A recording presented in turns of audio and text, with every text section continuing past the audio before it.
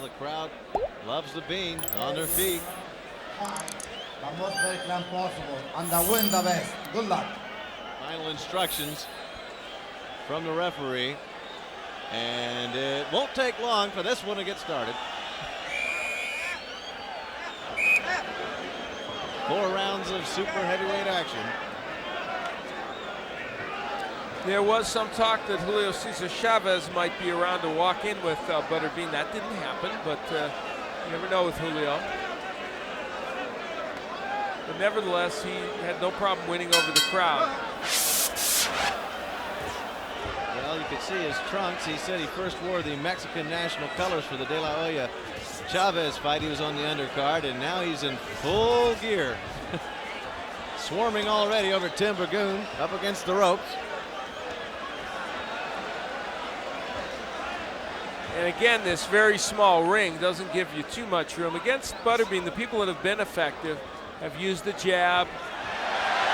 And a little showtime. A little bolo punch type action from the top end. Butterbean is adding some things to his repertoire. Yes, he is. He's a little jab number there. We better look out below here too, Al. We're right underneath this action too. Let's keep it on the other side over there. As long as it's not Butterbean that falls our way. We can move fast enough. 2 minutes left in round 1, coming up on 2 minutes. The Bean dropping that left hand now. Well, and even in terms of Bean opponents, he knows the level of his opponents. Even here, there's some variation, and he knows Tim Burgoon is definitely a guy that's not going to hurt him. So he is certainly more able to add the showmanship here and not be concerned.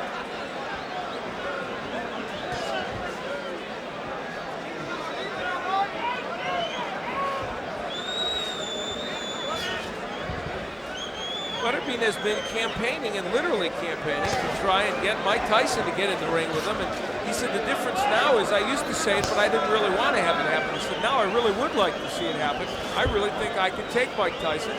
Obviously Tyson not quite the same fighter, needless to say, he was in the past. He said he'd even fight him at a 10-round distance. You know, people would probably pay to see it, and the Bean says it used to be a joke, but not anymore. Coming up on 1 minute, Tim Burgoon is still standing.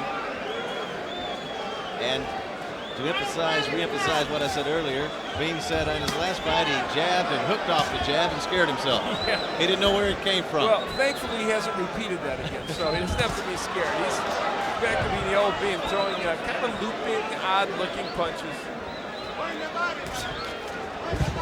But to back up your point on Tyson, he says, what's the big deal? It would only last 2 rounds anyway. It would, one way or the other, it would go 2 rounds. So probably right about that. Who's worried about it going 10? Because if they got in there, somebody's going to be throwing. We did just see a scary sight there. Butterbean back on his heels, boxing and doing his version of the Ali Shuffle, something approaching it. Nice, putting the chin out there, putting on a show. And then, of course, Burgoon unable to take advantage of the theatrics. 10 seconds left, round 1.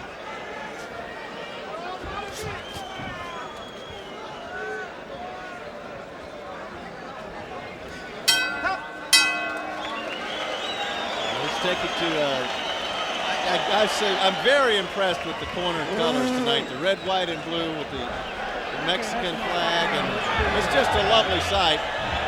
They've gone all night for the all out tonight for the show in Tijuana. They have indeed, especially in terms of the outfit. Butterbean has had his moments here in round 1, getting the crowd to get a little more excited, landing a right hand at that, and then the footwork.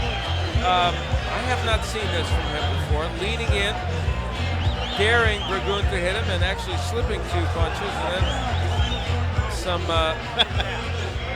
footwork followed that, in which he did a little bit of a shuffle.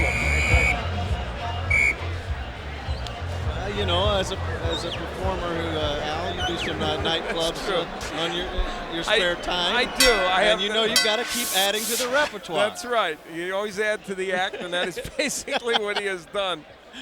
Like Butterbean, though, I seldom add dance. Here we go, right on top of him. Butterbean must think he's had enough showtime, and he's ready. There goes the hand in the air, and once again he launches the attack. He wants the crowd to motivate him.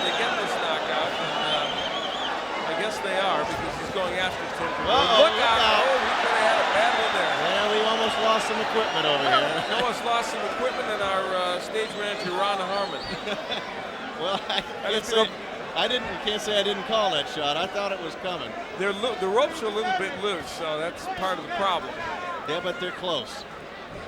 We're in round 2 of the scheduled 4-rounder. And right on top of it, once again, the beam. Oh, he's hurting now, right to left. Tim Burgoon goes down on one knee. And here comes, that's it. The beam said he'd had enough. Tim Burgoon definitely knew he'd had enough. The second round knockout by the beam. Butterbean throwing kisses to the crowd who supported him all week. They're still checking out Tim Burgoon right above us here, and he finally comes back to his feet.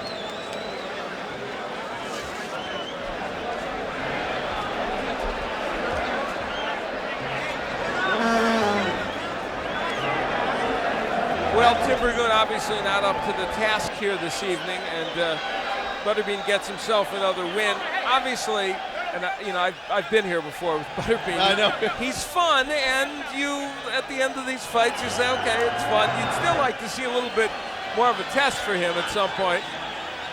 But nevertheless, he gets it done.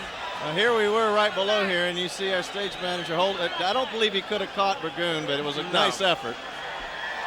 And you know that Butterbean was going to, in slow motion, it's just an awesome sight when he comes at you with all that weight and power behind it. And that's 2 or 3 right on the button there, and down goes Tim Burgoon to one knee. Burgoon not able to deal with the punches of Butterbean. And the interesting thing is, even though he throws these in kind of a wide looping fashion, because he is so big, those punches obviously have some impact. They're not thrown correctly, but guess what? Doesn't matter. They're still hurting Tim Burgoon. Okay, now let's send it up to Michael Buffer.